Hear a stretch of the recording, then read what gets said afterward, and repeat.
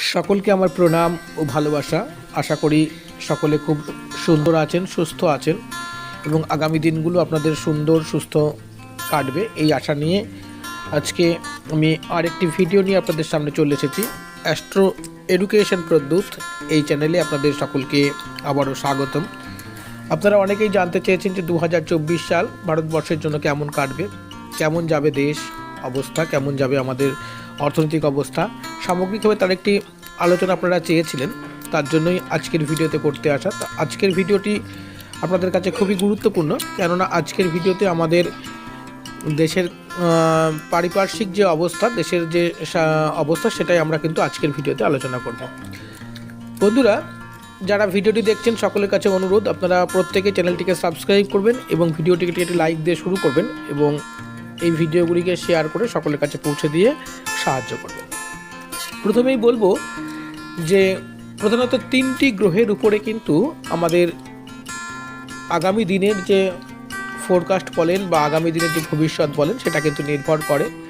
এই 3টি গ্রহ আমাদের যে রয়েছে আকাশে, এগুলো সবথেকে ভারী গ্রহ। তার মধ্যে একটি হচ্ছে শনি, একটি হচ্ছে বৃহস্পতি এবং অপরটি হচ্ছে রাহু।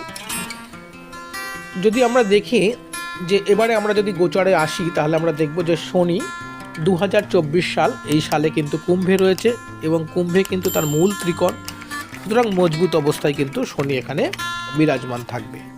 সেই জন্য শনি এই স্থানে থাকবার জন্য কিন্তু আগামী দিন ভারতবর্ষের জন্য কিন্তু খুব একটা ভালো সময়, এটা কিন্তু আমরা জ্যোতিষশাস্ত্র অনুসারে কিন্তু বলতে পারি যে এই দিক থেকে কিন্তু ভারতবর্ষে মোটামুটি একটা স্টেবল জায়গায় থাকবে এবং খুব যে বেশি উত্থাল পাথাল বা হেরফেরের সমস্যা তা কিন্তু ভারতবর্ষে দেখা যাবে না। দ্বিতীয় যেটা বলবো সেটা হচ্ছে বৃহস্পতি এপ্রিল পর্যন্ত মেষ রাশিতে থাকবে এবং তারপরে কিন্তু বৃহস্পতি বৃষ রাশিতে থাকবে এপ্রিলের পর থেকে। বৃহস্পতি আপনারা প্রত্যেকেই জানেন যে বৃহস্পতি কিন্তু একটি আর্থিক গ্রহ বা অর্থনীতি কিন্তু এর উপর নির্ভর করে এবং বৃহস্পতি শুভ থাকলে একটি মানুষের কিন্তু বা একটি দেশের কিন্তু অনেক কিছু কিন্তু খারাপ সময় পাল্টে যেতে পারে বা পাল্টে যায়। এবারে বলি যে বৃহস্পতি যতক্ষণ পর্যন্ত মেষ রাশিতে আছে এপ্রিল পর্যন্ত, ততক্ষণ পর্যন্ত মোটামুটি ভারতবর্ষের যে অর্থনৈতিক অবস্থা, ভারতবর্ষের যে অর্থনৈতিক ব্যাপার, সেগুলো কিন্তু একটা স্থিরতা থাকবে, একটা মোটামুটি ভালো জায়গায় থাকবে। কিন্তু আফটার এপ্রিল যখনই বৃহস্পতি বৃষ রাশিতে ট্রান করবে, তখনই কিন্তু অর্থনীতির ক্ষেত্রে কিন্তু একটা উত্থান পতন কিন্তু আরম্ভ হবে। কীরকম? হয়তো শেয়ার বাজার আজকে খুব চাঙ্গা, আগামী দিনে একেবারে নেমে গেল, এরকম একটা সমস্যা কিন্তু থাকবে। মানে অর্থনীতি কখনো ভালো, কখনো খুব খারাপ, আবার দেখা গেলো সোনার দাম আকাশ ছোঁয়া হয়ে গেল, এরকম কিন্তু ঘটতে চলেছে আফটার এপ্রিলের পর থেকে কিন্তু ভারতবর্ষের ক্ষেত্রে।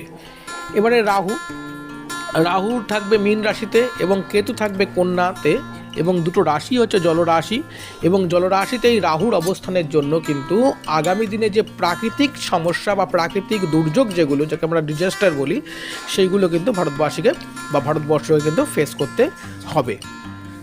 এগুলো তখনই হয় যখন রাহু এবং কেতু যখন জলরাশিতে অবস্থান করে, তখন কিন্তু এই প্রাকৃতিক দুর্যোগ এগুলো কিন্তু মারাত্মক আকার ধারণ করে এবং এর জন্য কিন্তু অনেক ক্ষয়ক্ষতির সম্মুখীন কিন্তু হতে হয়।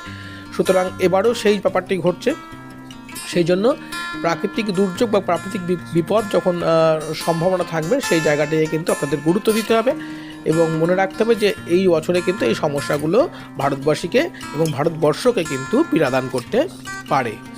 এছাড়া মানুষের স্বাস্থ্য বা ওভারঅল যে স্বাস্থ্যের যে ব্যাপারটা, যেটা করোনার মতো যেটা ডিজিজ সমস্ত মানুষকে যেটা মানে প্রভাবিত করেছিল, সেই ধরনের কোনো সমস্যা 24 সালে নেই, যেহেতু শনি খুব ভালো জায়গায় রয়েছে, বৃহস্পতির অবস্থান মোটামুটি শুভ বলা যায়। সেই জন্য খুব বেশি যে পীড়াদান করবে ভারতবাসীকে তা কিন্তু নাও করতে পারে। হ্যাঁ, তবে আগামী দিনে কিন্তু কিছু উত্থান পতন, কিছু জনের খুব ভালো পজিশনে চলে যাওয়া, যারা আমাদের মহামান্য গণ্যমান্য লোক, আবার কিছু জনের ভালো পজিশন থেকে একেবারে ডিমোশন হয়ে যাওয়া, এই ধরনের সমস্যা বা এই ধরনের ব্যাপার কিন্তু থাকছে তাদের জন্য। এটা সাধারণ যারা নাগরিক বা সাধারণ যারা মানুষজন তাদের জন্য নয়, ভারতবর্ষে যারা উচ্চস্থানীয় ব্যক্তি, যারা মান্যগণ্য ব্যক্তি, তাদের জন্য কিন্তু এটা ঘটতে চলেছে। তো বন্ধুরা, আজকের ভিডিওতে আমি এখানেই শেষ করছি। যদি আপনাদের আরও কিছু জানার ইচ্ছা থাকে তো অবশ্যই আমাকে কমেন্ট করে জানাবেন। আমি নিশ্চয়ই আপনাদের প্রশ্নের উত্তর দেওয়ার চেষ্টা করব এবং আপনাদের গতিবিধি কীরকম তা জানানোর চেষ্টা করব। যদি আপনাদের নিজের জন্ম চার্টের বিচার করতে চান অবশ্যই ফোন নাম্বারে দেওয়া